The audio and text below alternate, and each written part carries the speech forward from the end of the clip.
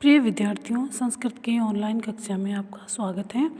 आज हम संस्कृत साहित्य के इतिहास के अंतर्गत गीति काव्य का अध्ययन करेंगे।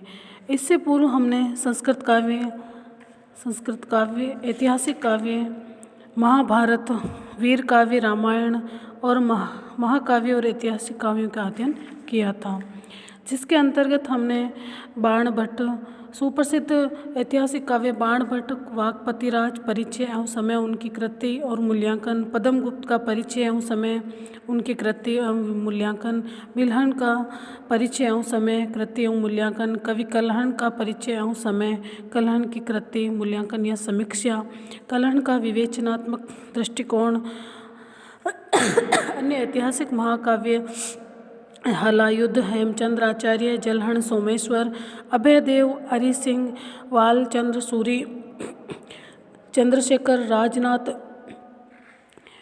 डिंडम, गंगा देवी, संध्याकाळ, नंदी, सर्वानंद आदि का अध्ययन हमने किया। तो इस क्लास में हम गीति काव्य का अध्ययन करेंगे।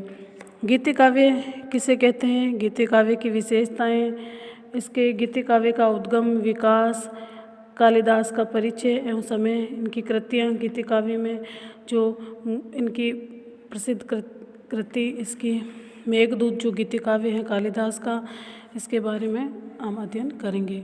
तो गीति काव्य किसे कहते हैं? जिन पदों या पद्यों को गाया जा सके वे गीति काव्य कहलाता है। मानव जीवन के किसी एक ही पक्ष का उद्गम अथवा अंतर आत्मा के किसी एक ही पटल का चित्रण गीति काव्य का प्रमुख प्रतिपाद्य होता है। जहाँ महाकाव्य में मानव जीवन की समग्रता का प्रसार है, वहाँ गीति काव्य में जीवन की एक देशीयता की तन्मयता है। अंग्रेजी में लिरिक गीति काव्य के लिए प्रयुक्त होता है। लिरिक पद लायर से बना है, जिसका अर्थ है वीणा। गेय पद की वीणा से संगति होना लिरिक और गेय पद की एकांतता का प्रकट करता है। कालिदास भी ऋतुसंहार में गीत को वीणा की सहचरी मानते हैं। गीति काव्य को मुक्तक भी कहा जाता है। इसमें प्रत्येक पद अपने स्वतंत्र रूप से उन्नत व परिष्कृत रूप से एक पूर्ण चित्र उपस्थित करता है। इस प्रकार गीति काव्य संस्कृत भारतीय का परम रमणीय अंग है। ये गीति काव्य प्रबंध के रूप में भी उपलब्ध होता है। यहाँ मुक्तक से अभिप्राय उस काव्य से है जो संदर्भ आदि बाह्य उपकरणों से मुक्त होकर स्वयं रस पैसल होता है। इसे समझने के लिए बाह्य सामग्री की उपेक्षा नहीं होती। संस्कृत के मुक्तक उन रस भरे मोदकों के समान हैं, जिनके आस्वादन मात्र से सहृदयों का हृदय सदैव परितृप्त हो जाता है। जो आलोचक रस की पुष्टि के लिए प्रबंध काव्य को ही उत्तम साधन समझते हैं, उन्हें आनंदवर्धन की ये उक्ति नहीं भूलनी चाहिए। मुक्तकेषु हि प्रबन्धेषु इव रसबन्ध अभिनिवेशिनः कवियो दृश्यन्ते। अर्थात प्रबंध काव्यों के समान मुक्तक काव्यों में भी रस के प्रति अनुरक्ति दिखाने वाले कवि लोग देखे जाते हैं। मुक्तक काव्य के सुंदर उदाहरण भरतृ तथा अमरुक के शतक हैं। प्रबंधात्मक गीति काव्य के दृष्टांत कालिदास का मेघदूत तथा उसी के अनुकरण पर लिखे गए संदेश काव्य हैं। गीति काव्यों में मधुर पदावली के साथ संगीतमय छंदों का भी प्रयोग किया गया है। इनमें विशेषकर श्रृंगार, नीति, वैराग्य तथा प्राकृतिक दृश्यों के वर्णन प्राप्त होते हैं। यह कोमल भावों की मधुरिमा प्रत्येक रसिक के हृदय के हठात अपनी ओर आकृष्ट करती है। इसका कारण यह है कि इन गीति काव्यों का बाह्य रूप जितना अभिराम और सुंदर है, उतना ही सुंदर तथा पेशल इनका अभ्यंतर रूप भी है। इन काव्यों में रमणीका सौंदर्य जितनी सुंदरता तथा स्वाभाविकता के साथ परिस्फुटित हो पाया है, उतना अन्यत्र दुर्लभ सा है। श्रृंगार की भिन्न भिन्न अवस्थाओं का मार्मिक चित्रण इस काव्य की महती विशेषता है।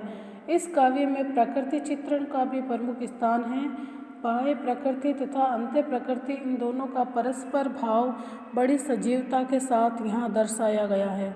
संयोग तथा वियोग की उभय अवस्थाओं में प्रकृति मानव हृदय पर अपना प्रभाव डालने से विरत नहीं होती। उल्लसित हृदय को प्राकृतिक सौंदर्य द्विगुणित कर देता है, परंतु वही दृश्य विषण हृदय के विषाद की रेखा को भी और भी गाढ़ी बना देता है। इस प्रकार ये गीति काव्य प्राकृतिक दृश्यों के चलचित्रों के समान रसिकों के सामने उपस्थित होकर अपना सौंदर्य दिखलाते हैं। गीति काव्य की विशेषताएं।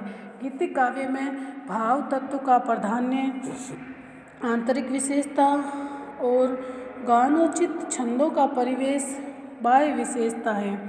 काव्य का प्रथम पर्व विष्णु रूप गीतात्मक है और गीत का छंदोबद्ध होना विशेष लक्षण है। इस गीति काव्य की विशेषताओं को निम्नलिखित बिंदुओं के में सिमेटा जा सकता है। गीति काव्य जो भाव प्रधानता एवं संगीतमयता होती है गीति काव्य की में, और छोटे पद्य और पूर्ण चित्र, यथार्थता की अभिव्यक्ति, प्रकृति का स्वाभाविक चित्रण, भाव प्रधानता एवं संगीतमयता। काव्य में जब भाव निधि की अतिशयता होती है तो लोग उसे गाकर हृदय अंगम करता है। इस प्रकार भावों को संगीत का परिधान प्राप्त होता है। ऐसे काव्यों में क्या हुआ, कैसे हुआ आदि बातों का महत्व नगण्य है। इसमें महाकाव्यचित आख्यान तथा वर्णन दोनों की आवश्यकता नहीं रहती। इसमें भावमयी अनुभूति की विशेषता होती है। यह संगीत का विषय रहा है। कवि के लिए ऐसी अनुभूति केवल मानवों तक सीमित नहीं होती है, उसे तो चराचर में सर्वत्र भावुकता की लहर मानस गोचर होती है। छोटे पद्य और पूर्ण चित्र। गीति काव्य की ये प्रमुख विशेषता है कि इसमें अनेक छोटे छोटे उत्तम पद्य होते हैं जो प्रत्येक अपने स्वतंत्र रूप से उन्नत व परिष्कृत रूप से एक पूर्ण चित्र उपस्थित करते हैं। उदाहरणार्थ शतकों के पद्यों में कभी किसी पूर्व अपर प्रसंग या संदर्भ की आवश्यकता नहीं होती। वहाँ भी प्रत्येक पद अपना सौंदर्य व आनंद है। यथार्थता की अभिव्यक्ति। इन पद्यों में प्रेम की अनेक मुद्राओं और भावनाओं के एक अंग का वर्णन करके इनमें अनुपम विभिन्नता, समृद्धि और सूक्ष्मता की सिद्धि की गई है। एक पूरे भाव अथवा स्थिति को एक पद्य में संकुचित करने की आवश्यकता ने वर्णन में काव्य के विचार और भाव में उत्कृष्ट यथार्थ और ओजस्विता ला दी है। प्रकृति का स्वाभाविक चित्रण। कवि ने मानव को प्रारंभ से ही प्रभावित किया है, वह सदा उसी की क्रोध में पला है, अतः गीति काव्य में इसका स्वाभाविक और सुंदर वर्णन पाया जाता है। प्रकृति वर्णन में कवि पर्वतों, वनस्पतियों, जीव जंतुओं आदि के दृश्य खींचता है। पुष्पों में कमल प्रमुख हैं तथा पक्षियों में मयूर, चातक, चकोर, कोकिल और चक्रवाक का नाम लिया जा सकता है। श्रृंगार या नारी सौंदर्य की मार्मिकता। काव्य में इस अंग में साहित्य में श्रृंगारिक स्थितियों और भावों का सूक्ष्म चित्रण है। कभी कभी परम सूक्ष्मता और सुंदरता से संपन्न ये चित्रण प्राय रूढ़ि ही हो जाता है। पाश्चात्यों का ये कथन भी मिथ्या नहीं है कि संस्कृत कवियों का श्रृंगार वर्णन विचित्र और दिव्य होने की अपेक्षा बहुत ऐन्द्रिक ही है। कभी कभी ये आध्यात्मिक आदर्शों में भी परिणत हो जाता है। अतः कहा जा सकता है कि यहाँ श्रृंगार की भिन्न भिन्न अवस्थाओं का मार्मिक चित्रण इस काव्य की महती विशेषता है। जहाँ नारी का सौंदर्य भी इन पद्यों में अत्यंत सुंदरता व स्वाभाविकता के साथ परिस्फुटित हुआ है। प्रबोधकता या उपदेशात्मकता की प्राप्ति। नीतिपरक मुक्तकों में सदाचार, राजनीति, पारस्परिक व्यवहार, सांसारिक कुशलता, धर्म और दर्शन आदि विषयों पर उपदेशात्मक पद्य होते हैं। इस प्रकार के प्रबोधक मुक्तक विचार की एकता के विस्तार एवं गहनता से परिपूर्ण होते हैं। मानवीय भावनाओं का सजीव चित्र। कुछ गीति काव्यों में जन साधारण की भावनाओं का मार्मिक विवेचन मिलता है, जिससे मानवीय भावनाओं का मार्मिक तथा सजीव चित्र उभारा गया है। गीति काव्य का उद्गम। गीति काव्य की उत्पत्ति वैदिक काल में ही हो चुकी थी। वैदिक कवि या ऋषि प्राय गायक थे। उन्हें अपने आराध्य देवों को गा गाकर प्रसन्न करने की रीति प्रवर्तित थी कि देवप्रिय गायन को उन्होंने यज्ञ रूप में स्वीकार किया था और अपने गान को स्तुति श्याम आदि नाम दिया। जैमिनी सूत्र के अनुसार गीतिषु सामाख्य अर्थात गीति ही श्याम है। तो श्याम वेद में संगीत का वर्णन है। तो वैदिक आर्य अपने आराध्य देव को संबोधित करके उनके प्रति अपने हृदय के भाव को गीतों में उड़ेल देते थे।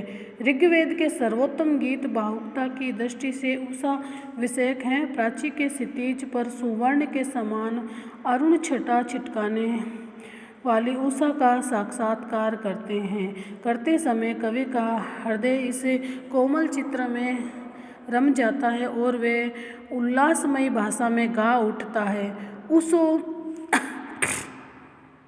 उसो देव्य नत्या विवाही चंद्र रथा सनुता इरियंती आत्वा वहंतु सूयमासु अश्वा हिरण्यवर्णा पृथुपाजसु पे। अर्थात हे प्रकाशमयी उषा तुम सोने के रथ पर चढ़कर अमर सन पल बनकर चमको। अर्थात उर्दे के साथ पक्षीगण सुंदर रसमय वाणी का उच्चारण करते हैं। सुंदर शिक्षित पृथुबल से संपन्न घोड़े सुवर्ण वर्ण या तुम्हें वहन करे। कवि काव्य सृष्टि का प्रजापति है जो अपनी प्रतिभा के बल पर नवीन सौंदर्य में काव्य जगत का निर्माण करता है। कवि में अंतर्दर्शन की सत्ता नितांत आवश्यक है।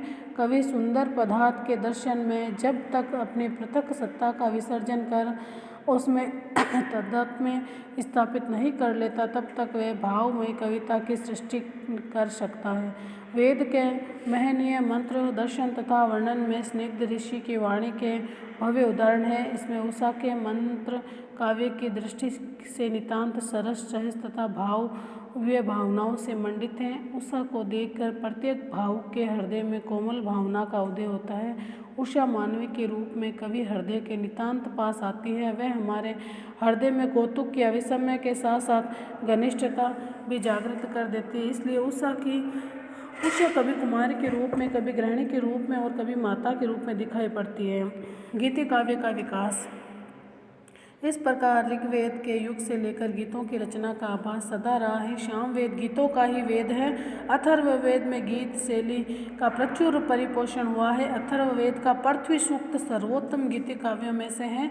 रामायण महाभारत और पुराण इतिहास में गीतों के विविध रूप प्राप्त होते हैं। सीता के योग में राम का रुदन, दमयंती का नल के वियोग में विलाप गीति तत्व के प्रसिद्ध उदाहरण हैं। गीति तत्व के प्रसिद्ध उदाहरण सीता के वियोग में राम का रुदन, दमयंती का नल के वियोग में विलाप। महाभारत में भगवत गीता तत्कालीन गीति काव्य का एक अन्यतम रूप है। प्रथम सदी ईस्वी के अश्वघोष के महाकाव्यों में गीति तत्व का श्रेष्ठतम रूप है। पति के योग में पत्नियों का विलाप इस गीतों का प्रधान विषय है। संस्कृत में गीति काव्य की कोई कोटि निर्धारित नहीं की गई। जिन जिन काव्यों को हम गीति काव्य के अंतर्गत रखते हैं उनको काव्य शास्त्र के पंडितों ने किसी अन्य कोटि में रखा। मेघदूत को विश्वनाथ ने खंड काव्य के उदाहरण रूप में बताया। खंड काव्य भवेत काव्य से एकादश अनुसारी चय से संघात भी बताया गया है। यथा मेघदूतादि यत्र कविर एकमर्थ व्रतेन एकेन वर्णयति काव्य संघात से निगदितो वृंदावन मेघदूतादि। फिर भी प्रधान रूप में गाने के योग्य रचनाओं का प्रचलन था। कल्हण के अनुसार उनके रचयिताओं का नाम वाग्यकारी था।